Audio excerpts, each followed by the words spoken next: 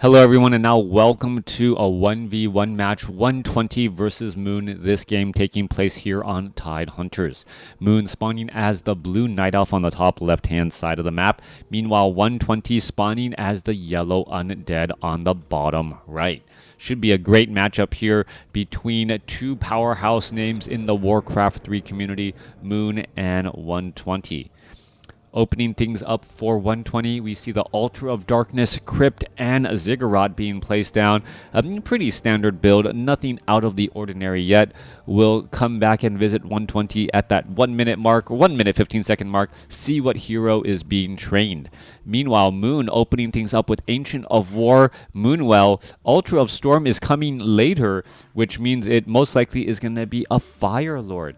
Recently, Night Elf players have been liking that Fire Lord first strategy, and well, the Fire Lord is an agility-based caster that needs also a lot of mana. Those Moonwells do definitely support that particular style of strategy. There's that Altar of Elders now, as the Ancient of War is going to be training up archers. Now, I guess we could also see Beastmaster, we could also see Dark Ranger, but Fire Lord has been the meta as of late. Coming back around, 120, staying true to the undead heroes of old, training up a Death Knight, and we are getting up a Tomb of Relics and a Ziggurat here. The Tomb of Relics seems, well, right on time. Death Knight will be able to pick up a Rod of Necromancy, and we'll see which route he takes. Will he sell that Scroll of Town Portal, or will he keep it? Archer, well, no, Archer already heading back here. One Archer, or one Wisp heading off to the tavern. The Acolyte purposely going to head on over, wanting to keep track of that Wisp so he knows what hero is going to be chosen.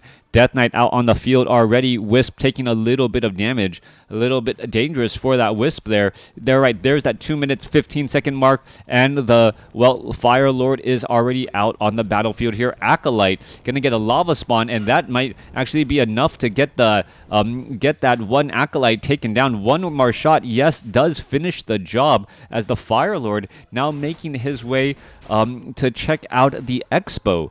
Normally, undead players are trying to clear out this expo location. I think that's what Moon was trying to do. Not quite sure how the Fire Lord can walk through water with his molten body and well, not at least slow down. Coming back off to the north here, Forest Troll Berserker about to get well, finished off here, as the Fire Lord is going to be just shy of level 2. Meanwhile, the Death Knight of 120 using this opportunity to clear out these center green creep camps, picking up dual Mantles of Intelligence. That is going to be absolutely huge, as we see a Death Coil go down just in time. Death Coil sitting at level 2. Fire Lord now sitting up at level 2 as well, as both sides are going to be engaging. All right, who's going to be, well, trying to finish things off here? Skeletal Warrior is going to be able to get that last shot. No, it doesn't look like it. Meanwhile, the Fire Lord could be in trouble, as he could get, well, corralled into a group of units. The Death Knight's Unholy Aura is providing plenty of cover here, as we're going to be looking at, well, that Fire Lord using that high ground location to try and engage. All right, both sides fighting their way through, and now we're going to see them fighting in the back position here. Skeletal Minion's going to get taken down. The Fire Lord is engaging, as the ghouls are now trying to retreat back. Death Knight not, well, using a Death Coil there, as the lava spawns should starting to split. Moon using this high ground location, and these ghouls are actually getting caught up all across the place here, as the lava spawn could be able to get in some easy damage across these units. Fire Lord purposely backing himself into a strange spot. There goes a quick death there, as the Fire Lord is still fighting behind the Goblin Laboratory, trying to minimize its surface area. Only 1 or 2 ghouls are able to get to him at any single time. There could be another, yes, another ghoul death there, as the Fire Lord is down to 34 hit points. Is he going to be able to finish off another ghoul? No, he is not. But the ghoul is currently getting trapped in the back, and who actually won out in this fight? 120 going to lose 3 ghouls. Meanwhile, the Fire Lord just went through 1 Scroll of Town Portal.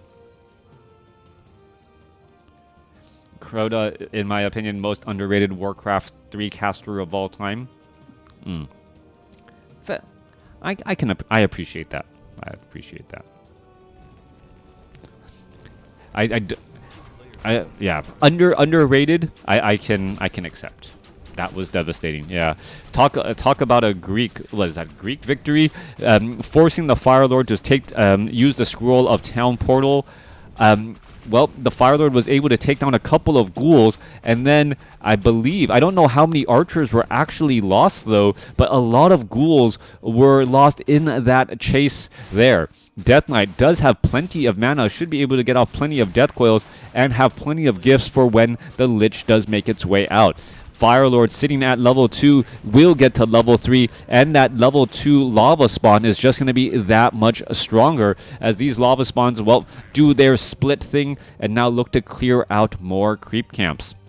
Now, the Fire Lord is always a hero that is trying to manage its mana well. We're looking at this lava spawn here, absorbing quite a bit of damage. This one over Magi gonna get taken down. A mana stealing quickly picked up here, but no units with mana to steal from. Fire Lord looking to pick off this Enraged Elementals and Reef Elementals and move on its merry way.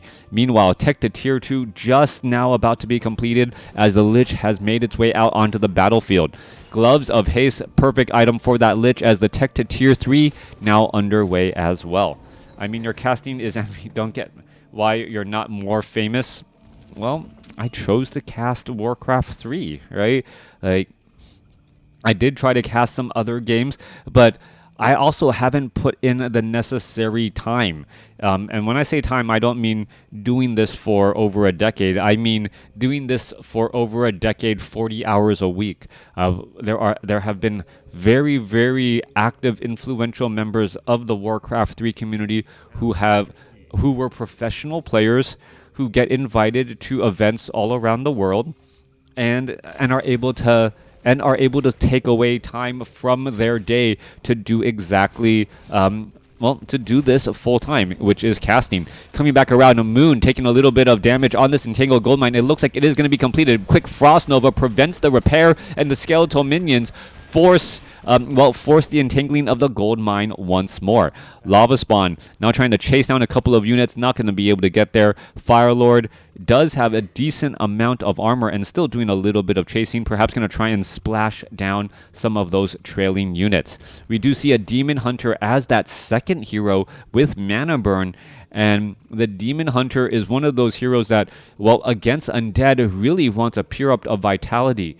Demon Hunter, natural evasion, naturally high armor. Oh, this is going to be an interesting spot. If the Demon Hunter actually fought right here, the Mud Golem would have been fighting against the Demon, would have been hitting the Demon Hunter, and the Mud Golem, or the Rock Golem behind him, would have actually not been able to move based on their positioning. Meanwhile, in the center of the map here, Firelord still trying to put in pressure. Lava Spawns getting in a little bit of poke damage. Are we going to see some more damage hit across these units? Potion of Lesser Invulnerability, one more shot should do it. And no, the invulnerability was in time. Level 3 on that Firelord still. Units are retreating back as the Ancient of War, who's absorbing a little bit too much damage, forced to head back here. Sorry, getting a little distracted by my kids. Can't tell if they're talking to me or just talking to each other. Back off to the north, Entangled Goldmine fully saturated. Undead still operating on one base. 39 supply compared to 48. Both sides are engaging against each other a bit more. Lich does have the dual mantles of intelligence and a gloves of haste, also given the pure up of vitality, just so that has a bit more hit points. Gargantuan Sea Turtle taking a little bit of damage in that frontline spot. Negative armor now. Gonna get blasted down quickly. Meanwhile, back off to the north here, Demon Hunter looking to get to level 3. Very necessary for the Demon Hunter to be able to shut down enemy heroes, or at least minimize the amount of damage they're dealing with that mana burn. Level 3 on that Demon Hunter, level 2 mana burn, and definitely also picking up a Ring of Regeneration. Ring of Regeneration. Kids are just screaming in the other room.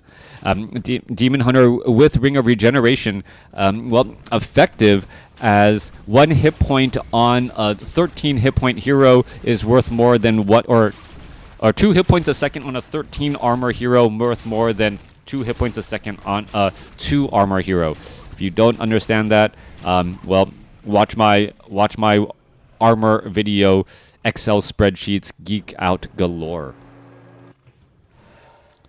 59 supply over 70 by Moon. Meanwhile, well, 120 sitting at 49 over 50, purposely staying in low upkeep, but has a decent size army composition. Death Knight, Lich, and now Destroyer just, well, walking around the place. Is there enough Crypt Fiends to web down these Hippogriff Riders? That is the question here, as all of the units have just taken to the skies. The Death Knight is going to be forced to pretty much only hit after or try and take down ground units, which, well, the Crypt Fiends will provide. Are the kids WarCraft 3 enthusiasts? Yes, they do enjoy a good game of WarCraft 3 and know the game well. Lava Spawn going to go ahead and go after the Granite Golems here. The Granite Golem, interestingly enough, deals chaos damage to anti-air, which means that normally, well, piercing damage hitting air units is much more scary. The Hippogriff Rider is actually kind of just laughing at that chaos damage in the air instead. Did they have a choice? Well, only if they want to sit next to me and watch what I'm doing. They have to gain a decent understanding of WarCraft 3. Death Knight looking to clear out this entangled gold mine off to the north here. Wisp are there. Are we going to see a Frost Nova? There's a Frost Nova, and nicely done by Moon, making sure that Wisps were in different locations, so all that splash damage wouldn't, well, lay everything down. Entangled gold mine is still getting repaired. Units are trying to do a little bit of chasing as lava spawns are well, going after these units. 66 supply compared to 49. 120 is on the retreat. Death Coil does save a unit there. Destroyer perhaps going to try and devour some magic, but there are also enough fairy dragons in the air to try and, well, counter those destroyers. Magic immune, well, air units, the perfect counter to those destroyers, as those destroyers can't even fight back. How old am I? I am quite old. I've been casting for over a decade. All right, coming back around. Ghoul easily taken down here. Demon Hunter getting up to level 4. Gonna clean up this haunted gold mine before it really starts to pay for itself. It really feels like, well, air battles have become a much more common thing, as the Tree of Life down to 400 hit points, trying to absorb as much damage, and here we are landing straight up on these units. Hippogriffs getting webbed down, both sides fighting their way through. Destroyers may get poked down too quickly if they're not careful as the lava spawns, and well, what I'm realizing is that the Fire Lord really encourages focused fire play. With that incinerate ability, focus firing units so that you activate the incinerates, well, AoE damage on death works well with works well with focus firing. And what units focus fire better than air units that have smaller collision radiuses while in the air? If anyone has tried to focus fire with a large number of Crypt Fiends or Dragoons in the original StarCraft, you know that the units can just kind of get dumbed out and move around in a funny manner. However, the Hippogriffs and these fairy dragons can overlap on each other for a little bit of time and then start attacking and then spread out. So I believe that is what Moon's strategy is here, and why that incinerate ability seems to be so effective. Meanwhile, 120 gonna try and, well, defend here. Are we gonna see just a tactical retreat back out? Yes, we are. There's a quick mana burn onto an obsidian statue and then backed away. Removing mana from the obsidian statue, well, eventually, secures its position as a destroyer, as an obsidian statue without mana is just not helpful to the undead army at all.